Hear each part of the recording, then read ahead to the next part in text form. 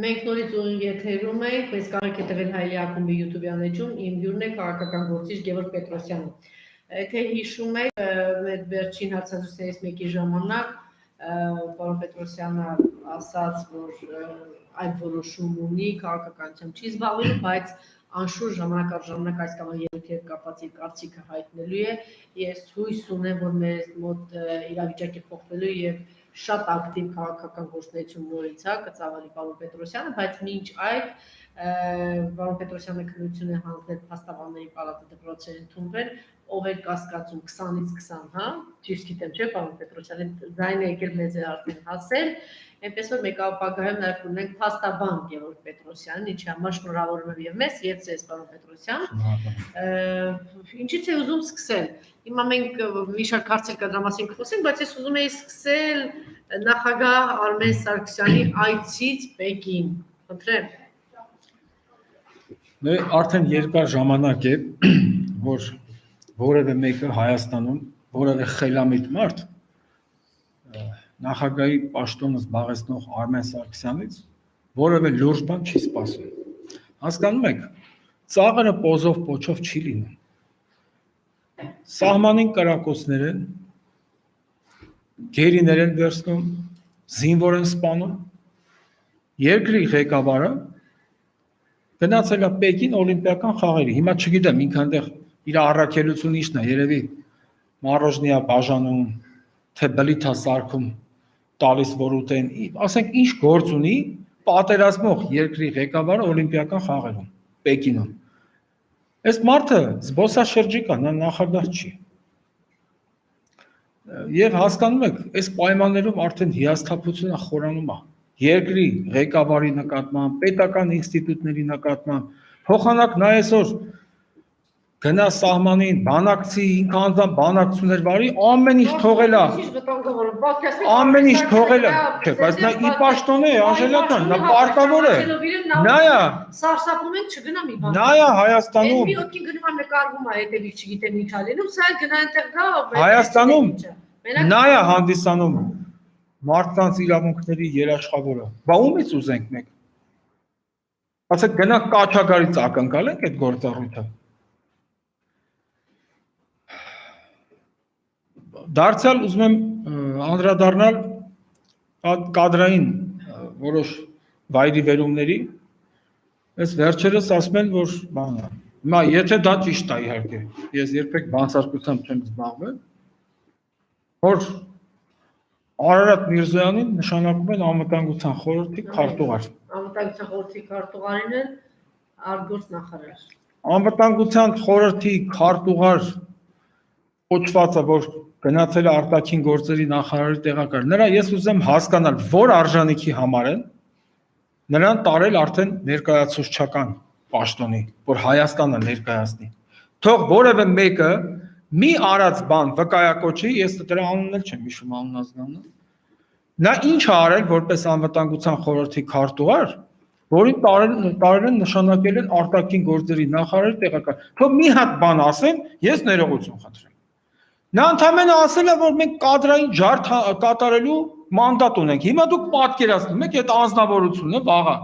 Մի հատ միջազգային, ասենք, շրջանակներում հանդիպում լինի, եւ այնտեղ մեկը լսած լինի սրա այս արտահայտությունը, ասի որ այդ դուք ասենք հայտարարություն եք արել, ասենք դուք ինչ իրավունք ունեք դիվանագիտական աշխատանքով զբաղվել։ Երբ որ դուք լինելով անվտանգության խորհրդի քարտուղար, դուք ասել եք, որ մենք ժողովրդի կողմից կադրային ջարդ կատարելու մանդատ ունենք։ Սա ինչ է պատասխանելու, էլի։ Եվ ոնց կարելի է ասենց անարգել պետական ինստիտուտները։ Արարատ Միրզոյանը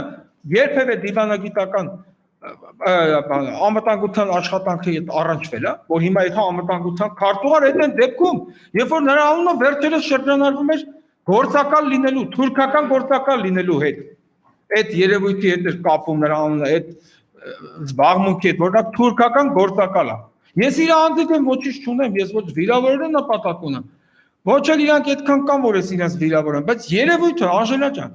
մարդու անունը ընդամենը 20 օր առաջ ասում էին ինքը թուրքական գործակալ է, ընդ որում ոչ միայն թուրքական, հիմա թուրքական գործակալին, ենթադրյալ գործակալին տանում են անվտանգության խորհրդի քարտուղար։ Մարդը չներքեց որ դա է։ Դե հիմա ես Ազատություն ռադիոկայանի տված հարցազրույցում մարդը Այսինքն այս մարդը Նիկոլ Փաշինը երկիրը սարքել է փորձադաշտ։ Կարևորը իր այդ են որ ասում էի Գյումրիից քայլատելի, չգիտեմ դեռներ ինչ բռնելով Երևան, այս մարդը մենակ դրանցով է սահմանափակվում։ Իր ամբողջ կադրային քաղաքականությունը սահմանափակված է այդ անձնանցով։ Թե մի գործակալ կլինի Թուրքի, թե ես ինչ կլինի, կապ չունի, կարևորը իրանցից էլի։ Հիշում եք ժամանակին այս նույն ՀՀՇ-ի բանն է։ Որ ասում էին պոլիպեդալի մենակ ՀՀՇ-ից էլի։ Հիմա այս նույն քաղաքականությունն է։ Հիմա պոլիպեդալի մենակ իրանց հետ քայլած էլի։ Ինչ պաշտոն ուզում եք, հեսա կտնակ։ Ուրեմն իրավապահ մարմիններն են ղեկավարելու սրանք։ Հեսա չզարմանաք որ գլխավոր դատախազ նշանակվի, ասենք բանը։ Այն նախկին ԿԿ ՋԲ չռսվտր ՑՈՒՓԿ նախարար կոչեցյալը։ Հեսա ես այդ թեմայով էլ կասեմ եւ շատ հիասթափված եմ մեր զինվորականներից, այն օրը որ գնացել էր ինքն էր ներկայացնում նախարարին, հեսա խոսամ դրա մասին։ Ուրեմն ընդդիմությունից եմ ես սկսում հիասթափվել։ Ոնց որ թե ձենները չի լսվում։ Ոնց որ թե տպավորություն, հա, որ այնտեղ շատերը բոլորի մասին չեմ ասում, ընդամենը իրանք էլ նույն այդ մանդատացավով տառապողներն էին։ Ինչի ձենները չի լսվում։ Դե կար ժամանակ մնաց։ Գիտեք ինչ։ Անժելա ջան, անկեղծ ասեմ, ես սպասում եմ ամառը անցնի։ Մի քիչ էլ ենթադրելով որ դե ամառը, իբր այսպես ասած չնայած ես չեմ հասկանում, որը ինչ հանգստի մասին է խոսքը, բայց այո։ Հիմա ամեն դեպքում սպասենք աշնանը, հələ տեսնենք այս ընդդիմությունը ինչ անելու։ Ու ես հավասարապես թիրախավորելու եմ եւ իշխանությանը եւ ընդդիմությանը։ Քաղաքական գործիչը մենակ նա չի, ով որ իշխանությանը քննադատի։ Քաղաքական գործի մանրադիտակից չպետք է վրիպի նաեւ ընդդիմության գործունեությունը։ Եվ հələ կտեսնենք այդ ընդդիմադիրները ինչ էին անում, ինչով են հիմա զբաղված, ինչի համար է իրանց պետք իրականում այդ մանդատը։ Տեսեք, իրանք ասում էին մենք մանդատները վերցնում ենք, որպեսզի կարողանանք պայքարը շարունակել եւ օրենսդիր մարմնում, եւ նաեւ չդադարելով փողոցային պայքարը։ Այսօր ուր է փողոցային պայքար։ Այսօր քանի ընդդիմադիր է գնում Սյունիքի ձեռք ապօրինի կալանավորված համայնքապետերի այդ աշխարհազորային Այն իրականում դուխով եւ հայրենասեր տղեկի հետևից։ Քանի հոգի է գնում։ Մի հատ խնդրում եմ անուններ ասեք։ Ուրեմն, էդ էլ ասեմ, ես հիշում եք մեր հարցազրույցներից մեկում ասեցի, որ ամենաճիշտ քայլը այն կլինի, որ նրանք բոլորը հրաժարվեն մանդատներից, բայց որոշակի ժամանակ անց ազգային ժողովի գործունեությունը մեկնարկելուց հետո եւ թողնեին այս ապիկար Նիկոլ Փաշինին միայնակ իր այդ քայլացնելով, հələ տեսնենք ինչ անելու։ Չէ, ինձ որոշ իրավաբաններ հակադրվում էին, ասում էին այտենց հիմք չկա ազգային ժողովի լուծարման։ Չէ, մասնագիտական բան եմ հիմա ասում։ Դե հիմա ես պարտավոր եմ օրենքից։ Չէ, Իրավ Ամերիկայի դեսպանատունը ձեզ նվեր, Մեծ Բրիտանիայի դեսպանատունը նվեր, նախագահի մասին էլ չեմ ասում, չի անում։ Նայեք, չէ, ես մաքուր զուտ իրավաբանական հիմա մի վերլուծություն անեմ, բայց ես ընդունում եմ ձեր ասածը, որ Նիկոլ Փաշինյանի համար օրենքը ընդհանրապես նշանակություն չունի։ Իր վարքագծի մեջ օրենքը որպես կարգավորիչ գործոն զրոյական բան ունի, դեր ու նշանակություն ունի։ Պարզապես են որ ասում էին այդպիսի հիմք նախատեսված չի ազգային ժողովի լուծարման, երբ որ ընդդիմություն չլինի, ազգային ժողովը մեխանիկորեն չի լուծարվում։ Հիմա ես մի հատ ուրիշ հարց եմ տալիս այդ իրավաբաններին։ Բայց ենթադրենք տեսականորեն չի բացառվում, որ կառավարող խմբակցությունն էլ ամբողջությամբ հրաժարվի մանդատներից։ Չէ, տեսականորեն չի բացառվում։ Այսինքն ամբողջ իշխանական ֆրակցիան հրաժարվի մանդատներից։ Բայց այս դեպքում ընդդիմություն ազգային ժողովը ո՞նց է գործելու։ Իրանք պատճառաբանում են, որ դա հիմք չի, որ եթե իրանք հրաժարվեն մանդատներից, ազգային ժողովի լուծարման այդպիսի հիմք չկա։ Իրականում այդպիսի հիմք կա։ Եթե բոլորը հրաժարվեին, ազգային ժողովը չէր կարող գործել, բայց հիմա ես հասկանում եմ, որ ստեղ արդեն մանդատներ վերցնելու խնդիր է։ Հիմա ուզում են մանր-մունր մեկ-մեկ խոսում են Հովիկ Աղազարյան, բայց ես դրանց խոսքերին չեմ անդրադառնա, որովհետև իրանց համար մեծ պատիվ կլինի։ Հիմա անդրադառնամ փոխ վարչապետ կոչեցյալ Ավինյանի վերջին խայտարակ հարցազրույցի մանրամասների։ Հատ կետերով։ Լրագրողը հարցնում է. Պարոն Ավինյան, ասում է, երբ են ադրբեջանական զորքերը հեռանալու Հայաստանից։ Ոչ ավել, ոչ պակաս պատասխան, ես բառացի ցիտել եմ։ Ասում է, զորքերը կհեռանան Հայաստանից Ադրբեջանի, երբ որ հեռանան։ Հասկանում եք, սա փող վարչապետի արտահայտությունն է։ Այսինքն սրանց անլրջության աստիճանը տեսեք։ Ինքը հանգիստ կանգնած, չգիտեմ, ազգային ժողովում էր հարցազրույց տալի, թե կառավարության շենքում արդեն անհոգ ասում է, կհեռանան այն ժամանակ, երբ որ որոշեն հեռանալ։ Դուք պատկերացնում եք, սա ասում է փող վարչապետը։ Այդ նույն բանն է, արա բա ասում եք Հայաստանը մեր օջախն է, մեր տունն է։ Այսինքն այս նույն բանն է, Անժելա ջան, ոնց որ թուրքը գակ մտնի քո տուն, սկսի քո տան անդամներին մեկին մորթել, մեկին անարգել, ու տան տղամարդուն, իբր էլի տղամարդ։ Հարցնեն ասեն, բա երբ է թուրքը քո տնից դուրս գալու, դե ասի, երբ որ ուզի այն վաղտ է դուրս գալու։ Եվ այս մարդը շարունակում է պաշտոնավարել։ Հաջորդը։ Ասում է մենք պետք է ֆիքսենք, այդ նույն ազնվորությունն ասում է Ավինյանը։ Ֆիքսենք, որ սահմանային լարվածությունը հրահրում է ադրբեջանական կողմը, այսինքն իրանց ամբողջ առաքելությունը այն է, որ իրանք ընդհանրապես ֆիքսեն, որ Ադրբեջանն է այս սահմանային լարվածությունը հրահրում։ Այդ նույն բանն է, ոնց որ ռինգում կանգնած ես,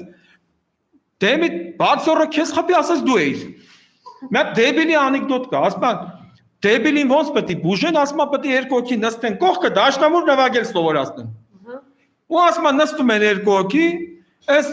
ձախ կողմինը սխվում է մի նոտա, իբր ասում են ասի թե որ նոտան է։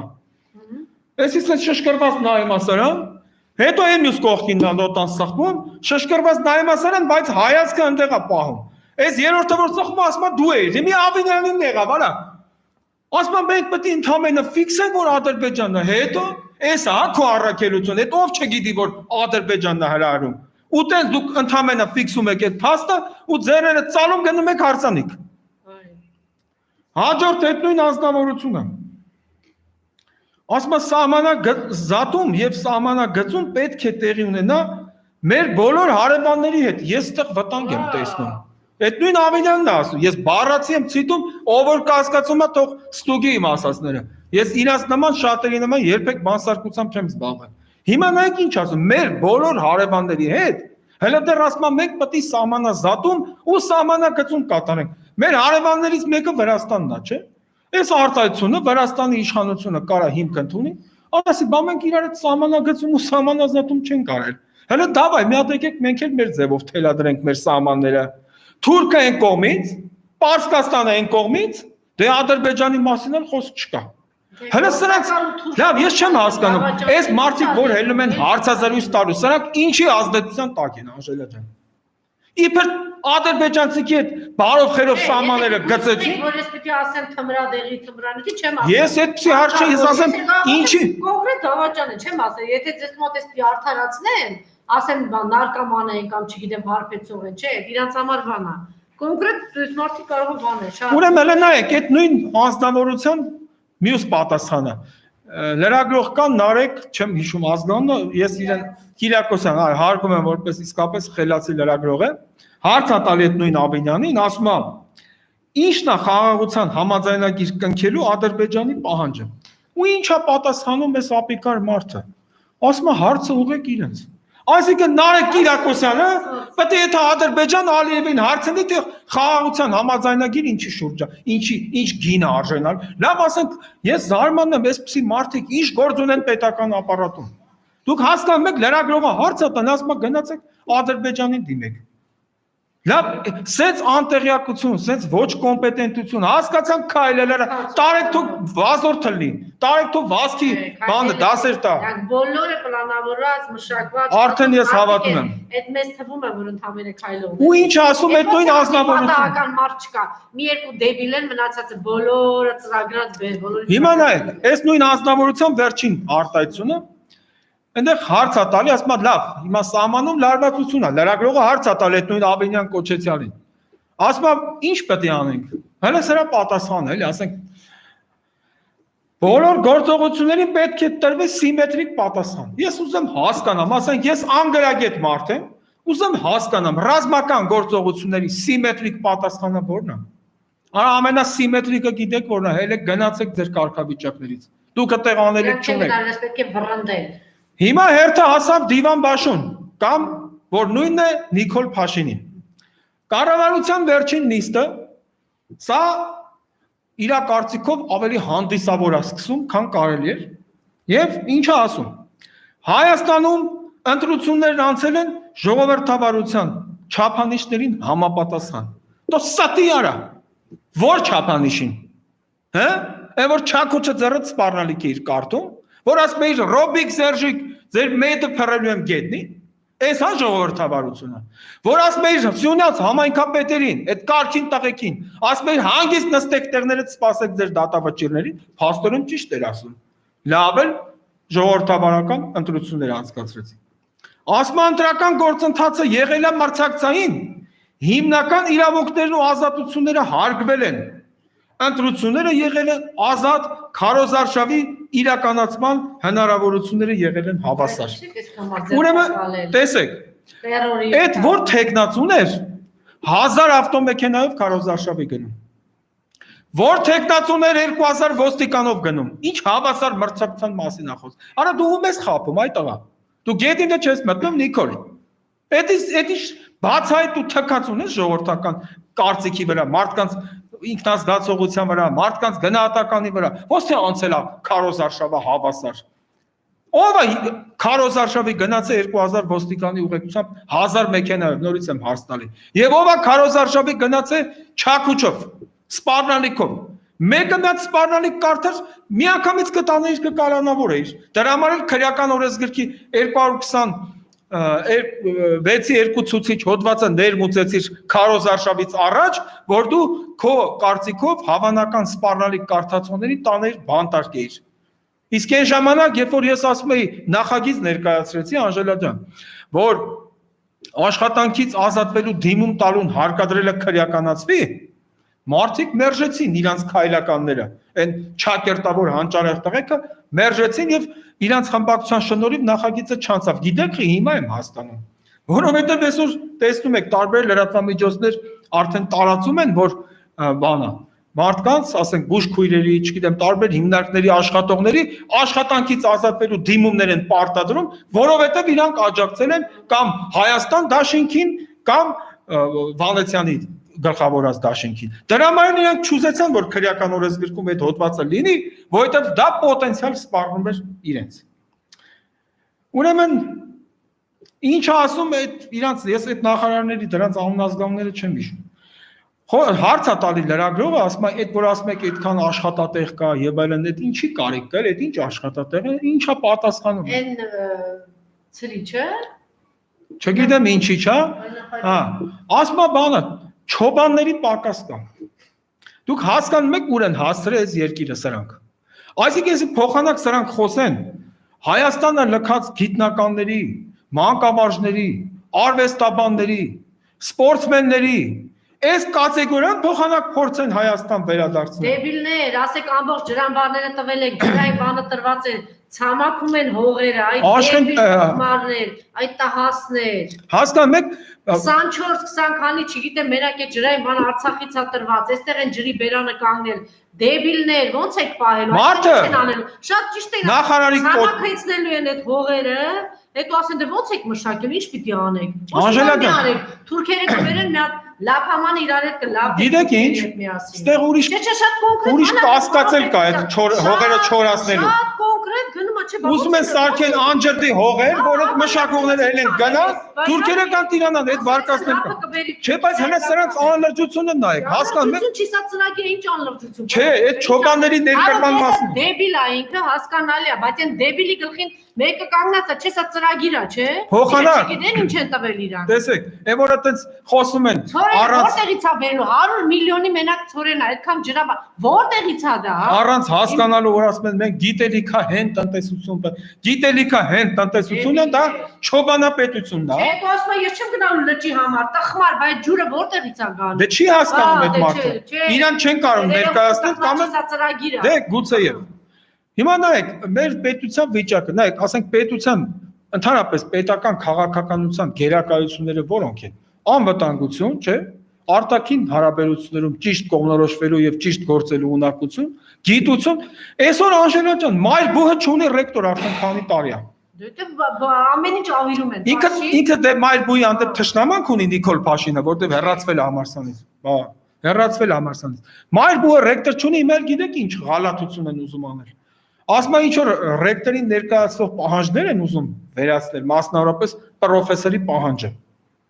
որ կարողանան իրանց ուզած մարդուն դարձնել համալսարանի ռեկտոր։ Այսինքն պաշտոնները կարում են մարդկանց վրայով։ Դուք պատկերացնում եք, ասենք կարան գրեմ որ ռեկտոր կարա լինի, ասենք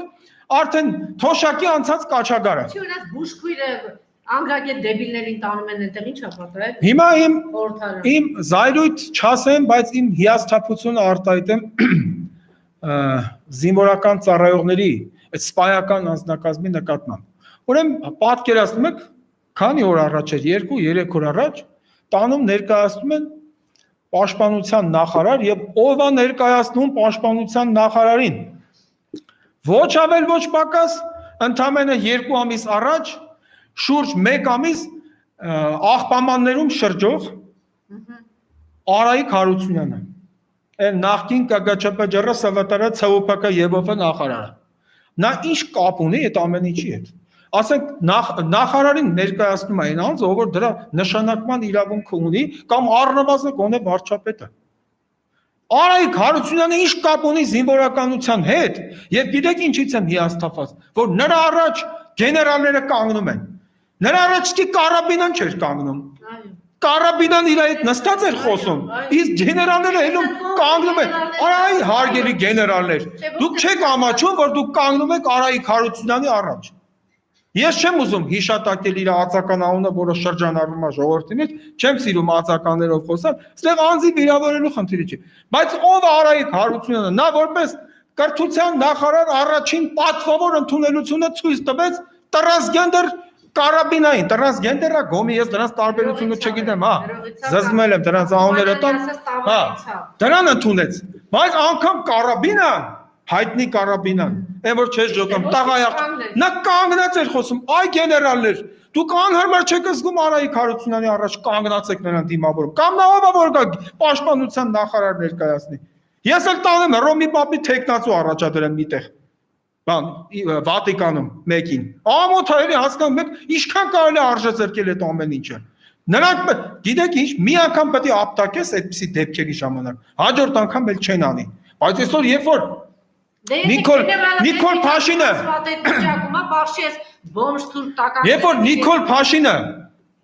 ուրեմն մտնում է կառավարության նիստի հելում կանգնում են, սա էլ այնօր էլ ասեցի, սա էլ մի ուրիշ ծաղրի ժանրից է։ Գիտեք ինչ, այնտեղ մարդիկ կան կառավարության նիստին, ում նշանակման հետ Նիկոլ Փաշինը որպես վարչապետացու, նա ընդհանրապես կապ չունի։ Որտեղից է կտեբերը։ Չէ, ուրիշ բան եմ ասում։ Ասենք գոնե կանգնեն, ես չնայած էդի ընդհանրապես չեմ ընդունում, բայց ասենք գոնե կանգնեն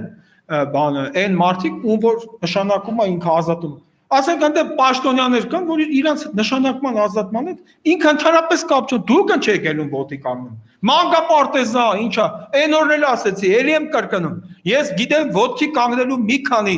առիթներ։ Առաջին ծանողի առաջ, երկրորդ ուսուցչի առաջ, երրորդ երբ որ դատարանն է մտնում, այս դուք ինչի եք ոտի կանգնում, որ արածի համար եք դու ոտքի կանգնում Նիկոլ Փաշինի առաջ։ Ինքնահաստատվում է, չեք հասկանում այդ մարդը։ Ուրեմն, հիմա նայեք, հիմա իջնենք Երևանի քաղաքապետի մակարդակ։ Այսօր լրատվամիջոցները տարածեցին, որ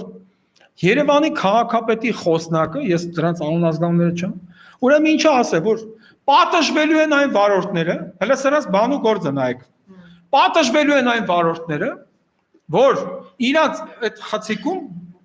իրանց հենց մասում, ասենք սրբապատկեր են դրել, չգիտեմ, խաչ են տեղադրել, կամ ասենք բան այնտեղ։ Իսկապես այդպիսի բան է։ Ես կարդացել եմ, պետք կլինի հրապարակեմ։ Դուք հասկանում եք քաղաքապետի զբաղմունքը ինչն է։ Դե սատանային չէ իր։ Փոխանակ խոսանես Եկեղեցի որ տեսնում են այդ ընկնավորության բաներ կա, չէ, հիվանդություններ կա։ Եկեղեցի որ երևի կողքով ասում են ընկնավորվում է, դες հիվանդություններ կա։ Կամ քահանա որ տեսնում են, չգիտեմ։ ասма սրբա պատկեր պետք է։ Արա ձեր ինչ գործնա վարորդի խցում ինչ նկար կլի։ Կոնկրետ իրաց նկարը։ Մարդը կարող է աստծո նկարը դնում է եւ դա ընդունված բան է, որպես կոնկրետ այս մարդկա եկեղեցական դրսևորում ասա։ Եկեղեցական ընդհանրապես պետության, երկրի։ Չէ, բայց նայեք, Անժելա ջան, որ այլասերված են, իրանց համար ամեն կայացած բան, չգիտեմ, Աստված։ Կարաբինայի նկարը պիտի դրվեր։ Այո։ Կարաբինայի, Մել Դալուզյանի, որի պաշտամունքն է, ինքը Նիկոլի, հա։ Հիմա տեսեք, չէ, բայց հարցը այդ չի։ Դրանց բան ինչ պետք է։ Դրելան նկարելան։ Դու կարող ես համ դրել են, համ դեմներն են աղոթում են, դա էլ կարալի։ Ես ուրիշ բան եմ ասում, Անժելա ջան։ Հասկանում եք քաղաքապետարանը այսօրվա Երևանի խնդիրները թողած։ Երևանում այսօր բնակավայրեր կան, այդ նորագավիթի բանի կողմերում մարդիկ տարիներով վեդրով ջուր են կրում, ջուր չունեն։ Մարդիկ ճանապարհների վիճակը, այս խցանումները, այս Երևանի խնդիրները թողած մարդը ընկելով վարորդների խցի նկարներ արանալ, ասենք դուք ոնց, ես կուղարկեմ ձեզ այդ նյութը։ Հիմա ես Նիկոլին եմ հարց տալի։ Նիկոլ, այ երիտասարդ, դե ինձնից 3 տարի փոքր է դրա համար եմ տենց ասում։ Այս խիչ ես երրաբլուր եթում։ Հա? Երխիչ ես եթում ընդ չոք ես այդ գերեզման։ Հա, որովհետև արդեն ընտրությունները արցան, մարդը ինքնահաստատվեց։ Մարդը վերընտրվելու բոլոր իրավաբանական նախադրյալները որ ինքնահաստատվեցին, այդ երրաբլուրը պիտի մոռանա, մոռացվի, կորցրած Արցախը պիտի մոռացվի, թե Սյունիքը, թե ձերբակալած այդ որտեղ է։ Այդ իրենց է թվում։ Ես էլ եմ այն կարծիքին, որ ամեն մի արհեստական վիճակ դա ժամանակավոր է։ Ժամանակավոր է նաև այսօր իրանց քայլականների խրախճանքը։ Հիմա իրանք հարսանիքներ կանեն, մյուսներին կքննադատեն, հարսանիք անելու մեջ իրանք ավելի ճոխ հարսանիքներ կնշեն, կգնան, կմասնակցեն, բերանները 3-6-ի վրա բացած, մոռանալով որ սահմանին կրակոցներ կան, զոհեր ունենք, նոր գերիներ ունենք, այդքան հələ դեռ չհայտնաբերված երեխեքի մարմիններ ունենք, այս ամեն ինչը պրծավ իրանց համար։ Դե հիմա, ինձ հիմա մեկ հարց են տալիս, բա սահմանադրական դատարանի որոշումը ինչպես է գնահատում, ես իմ պատասխանը մեկ անգամ հնչեցրել եմ, հիմա էլ եմ հնչեցնում, սահմանադրական դատարանը ուղղակի պատժեց Նիկոլ Փաշինին, հետևյալ իմաստով, տեսեք, կար մի ժամանակ, երբ Նիկոլ Փաշինը իր ապիկարությունը փորձում էր սվաղել, պատճառաբանել, այն իր կողմից շինծու փաստարկով, թե իբր ազգային ժողովը խանգարում է այդ կազմը նախկին 6-րդ գումարման ազգային ժողովը խանգարում է իր հայրենանվեր ծրագրերի ի կատարածմանը։ Դրա համար նախաձեռնեց արտահերթ ընտրություններ եւ ձևավորեց 7-րդ գումարման ազգային ժողովը, որտեղ իրանց քայլականներից շատերը բացարձակապես անելիք չունեին։ Հետո դրա հիման վրա փաստորեն ազգային ժողովը իրենով արեց եւ անցավ կառավարության միանձնյա ղեկավարմանը, դա էլ իրենով արեց։ Միակ Ատյանը, միակ ավել ճիշտ իշխանությունը, որ մնացել էր, սա դատարանն էր եւ ինքը հետո սկսեց իր անհաջողությունները պատճառաբանել, ասել գիտեք ինչ, դատարաններն են խանգարում մեր երկրի զարգացմանը։ Հիմա սահմանադրական դատարանը այդ ռումբը գցեց Նիկոլ Փաշինի գրպանը, ասեց դատարաններ խանգարում։ Էդ էլ քեզ էլի։ Նիկոլ Փաշինը այլևս իր անհաջողությունների մեջ ոչ մեկին մեղադրելու առիթ չունի, ոչ մի առիթ չունի։ Հիմա ինքը մնաց իր խնդիրների հետ դեմ հանդիման։ Արա Նիկոլ, լսի։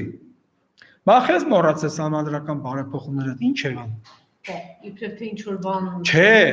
ես այդ հարցը երբեք պատահական Անժելա ջան չեմ տալիս։ Աստեղ են ինքը ավանցուրը արեց։ Ստեղ են ինքը քննադատելով իբր թե սահմանադրության արկա իրավակարգավորումներն են խոչընդոտում երկրի բնականոն զարգացմանը եւ պետք է սահմանադրությունը փոխել, բայց ինքը եկավ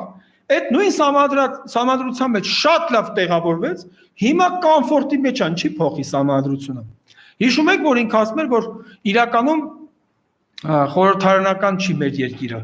սուպեր վարչապետական է։ Ճիշտ էր ասում։ Ես հիմա ասեմ, Այսքան ժամանակ ոչ մի իրավաբան չի անդրադարձել դրան։ Տեսեք, ազգային ժողովի լուծարման սահմանադրական երկու հիմքերը, որ նայում եք, այսինքն այդ երկու սպառիչ հիմքերն են։ Մեկը որ կառավարության ծրագիրը չի հաստատվում, եւ մյուսը որ բանը ազգային ժողովը լուծարվում է, երբ որ երկրորդ անգամ վարչապետ չի ընտրվում։ Դուք հասկանում եք, այս մեր երկրի գործող սահմանադրությունը ձևականորեն հռչակում է երկիրը խորհրդարանական պետություն, բայց ըստ էության խորհրդարանի կյանքը կապում է կառավարության ծրագրերի հետ։ Կախման մեջ է դնում կառավարությունից։ Դրա համար էլ Նիկոլ Փաշինը խաբեց ժողովրդին։ Հիմա դրա համար էլ ոչ էլ ուզում է սահմանադրական բարեփոխում նրանի, որովհետև այս սահմանադրությունը, որ ասում էր, Սերժ Սարգսյանի վրով պիջակա, իրան ավելի է սազում, ավելի կոմֆորտի մեջ է։ Երեք ես Ամերիկայից հյուր ունեի, իմ շատ հարազատ, իմ ավագ ընկերը, իմ ավագ եղբայրը, եւ մենք որ խոսում էինք, ինքն էլ ասեց, ես հիշում եք որ ասում էի, ոչ մի ներդրում էլ չի արվելու Հայաստանում։ Ոնց։ Եթե ես գիտեմ շատ հայտնի մարդկանց ներդրում, ասեն Հայաստան ոտ չենք դնելու, քանի Նիկոլ Փաշինյանը Անժելա ջան, կողմից ներողություն, այսինքն այս 50 մարդը պիտի կռիվ տան։ Տեսեք, որ դուրս ուրեմն ամեն մի երկրում այդ իշխանությունը գոնե արտաքին աշխարհին փորձում է ցույց տալ, որ ինքը գնահատում է իր երկրի արժեքները։ Այսօր Նիկոլ Փաշինը վերջնական պատերազմը հայտարարել բանակին։ Ես ասեմ, եթե Արայիկ Հարությունյանն է տանում պաշտպանության նախարար ներկայացնում, դուք պատկերացրեք մեր իշխանության վերաբերմունքը մեր բանակի նկատմամբ։ Չես է ցյունեցի մեր հերոստեղեքին ձերբակալել կալանավորը։ Ես ասեմ, այս կալանավորման որոշում կայացնող դատավորները վաղը պատասխանատվություն են կրելու Հայաստանի Հանրապետության գործող քրեական օրենսգրքի 348-րդ հոդվածով, որը պատասխանատվություն է նախատեսում ակնհայտ ապօրինի ձերբակալելու եւ կալանավորելու համար։ Նիկոլ Փաշինը թռնելու է խաղից։ Իրանք մնալու են որպես պատասխանատվության սուբյեկտ։ Ես ելի եմ ասել, Նիկոլ Փաշինը սաղին փորն է տալու։ Այդ թվում եւ այդ ապօրինի ձերբակալությունների եւ ապօրինի կալանավորումների որոշումները կայացնող պաշտոնյաների։ Եվ ուղղակի մի բան եմ ուզում ասել, նորից անդրադառնալ խորհրդարանական ընդդիմությանը, մեծագույն հարգանք ունեմ այնտեղ շատերի նկատմամբ, շատերի, ոչ բոլորի, եւ ակնկալում եմ, որ իրենց այս пассивությունը չնայած չեմ խրախուսում,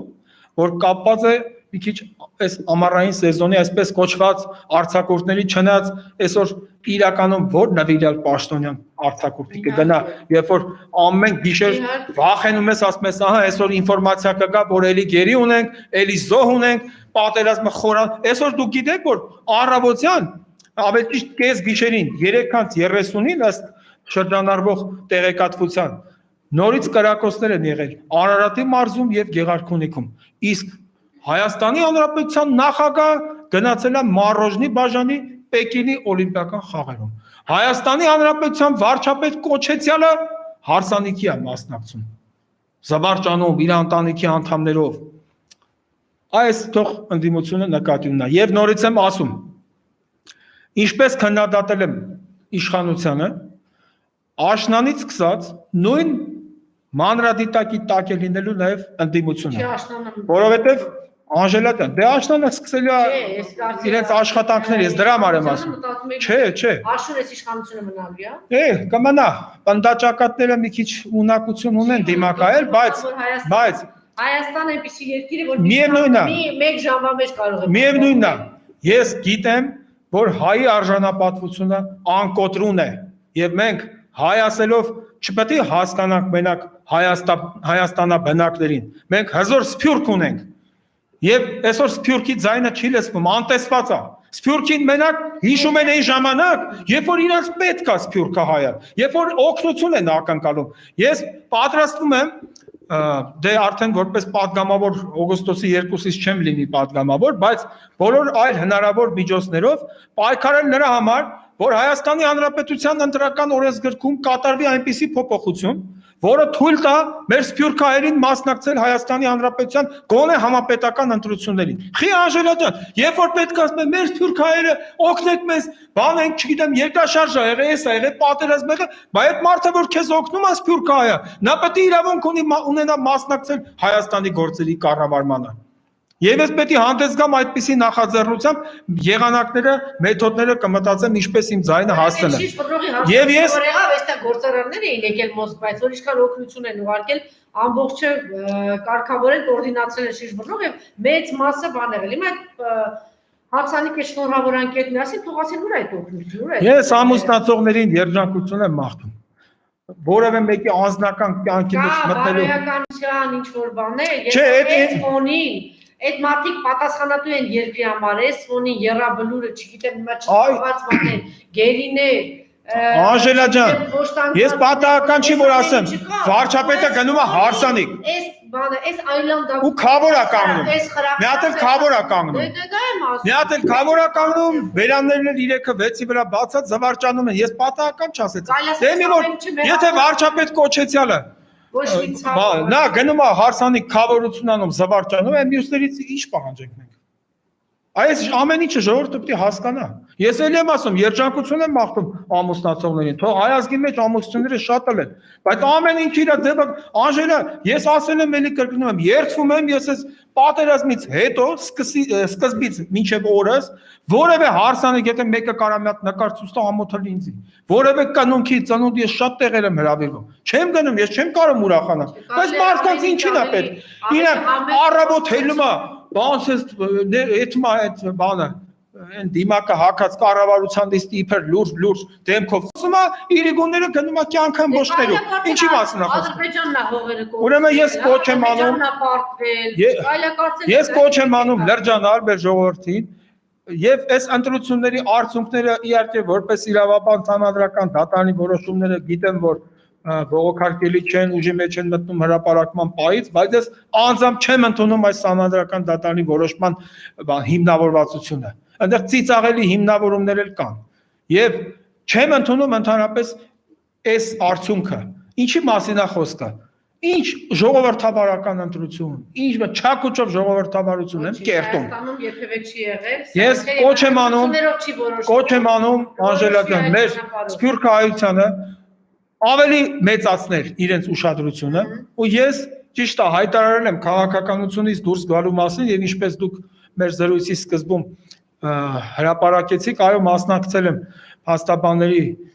դպրոցի ընդունելության քննություններին, ընդունվել եմ դպրոց, ես առայժմ իմ գործունեությունը կծավալեմ զուտ իրավաբանական, մասնավորապես աշխատանքային իրավունքի վեճերով, խորհրդատվություն, դատական ներկայացուցչություն, բայց ես ասելով որ հեռացել եմ հեռանում եմ քաղաքականությունից, ես դա ժամանակավոր եմ անում։ Գիտեք ինչու, որովհետև ֆրանսիացի մտածողներից մեկը Մոնտալամբեր ասել է որ դուք կարող եք չզբաղվել քաղաքականությամբ եւ նույնը քաղաքականությունը զբաղվելու ձեզանով։ Այդ ես ասել եմ որ ես ժամանակավորապես հեռանում եմ, բայց ես մտադիր եմ ոչ հեռավոր ապագայում որպես իմ ասացի հավաստում նոր քիչ առաջ ասացի ստեղծել մի քանի համախոհ ընկերների հետ հայրենիք սփյուռք կուսակցություն եւ անպայման ամեն ինչ անել նպաստել նրան, որ սփյուռքը, որ մեր արժանապատիվ հայերը, ովքեր կյանքի տարբեր հանգամանքներից ելնելով իրենց ճակատագիրը հիմա տնօրինում են օտար եզերքներում, որ իրենք կարողանան մասնակցել Հայաստանի գործերի կառավարմանը եւ Հայաստանը դարձնել այնպիսի երկիր, որ ամբողջ սփյուռքը նորից վերադառնա իր մայր հայրենիք։ Շատ լավ, տեսեք անոնեսի հարց է գրել, ժողովրդի մեծ մասը համաձայնել է հողերը տալ մենակ կռիվ չլինի։ Թուլակազմ ու բախկոտ տեսակել ժողովրդին հույս չունենք իրենց վրա, այսպիսի դիտարկում կա, այսինքն այն ինչ որ արեցին, հա, Արցախի պատերազմը սկսեն, վախեցնեն, տան, նույն բանը հիմա անում է Սյունիքում, ասենք, տեսեք, հիմա եթե դուք չհանձնվեք, հիմա այս գյուղերը չտաք, այս տարածքները չտաք, այս սահմանները չտաք, այդ կարծիքը ես կիսել չեմ կարող, եւ դա ես չեմ կարող հակված լինել դիտել ժողովրդի կարծիք։ Հիմա ասում է 20,000, ասում է ես համար կոտրել, բայց ես 20,000 կամ Էդի բխումը հենց Նիկոլ Փաշինի այն արդարացումից, որ ինքը ասեց ես այս ամեն ինչին գնացի այս զիջումների, որ 25,000 զոհ չունենա։ Դե տենց է ես էլ ասում եմ, Անժելա ջան, Թող Հայաստանն է զիջեն, ասեմ 2 միլիոն մարդու կյանք փրկեցին։ Դե եկեք, եթե մենք այդ տրամաբանությամբ ենք գնում, Հայաստանն է զիջեք, սաղած մեր տուն տեղը թողենք գնա։ Չի կարա ինքանի։ Ինքը շատ փոքր է Նիկոլ Փաշինը, որ այդ հրեշավոր ծրագիրը հասցնի ավարտին։ Հանձնող, տվող, նվիրող, չտեսակ միջև Շուշին չտվեց, չկանք չարավ, ասում էին, բղավում էին, եկան նախագահներն եկան իր մոտ, Վիտալի Բալասանյանը, մյուսներն եկան այստեղ ասում են, գոնե հիմա կան գար, չէ մարդը միջև Շուշին չտվեց, միջև Ստեփանակերտն էլ պահեցին, էլի մի հատ։ Ես ասել եմ եւ կրկնում եմ, որ այն մարդը դա հանրայինի ճշմարտություն է։ Նա ով իր կարծիքով ունի ամեն ինչի իրավունք, իր գործը ավարտում է նրանով, որ չի ունենում ոչնչի իրավունք։ Նիկոլ Փաշինը դատապարտված է այդ ճակատագրով։ Ուղղակի այսքան դառը ծանր գնով էլի եղավ, դա այ որ ինչ որ ասում եք անշուշտ լինելու է, ուղղակի գինը, չէ շատ ծանր եղավ։ Շնորհակալություն իմ հյուրն Գևորգ Պետրոսյանը, խնդրում եմ մնալ մեզ հետ մի քանի րոպեից մենք նորից կլինենք ուղիղ եթերում։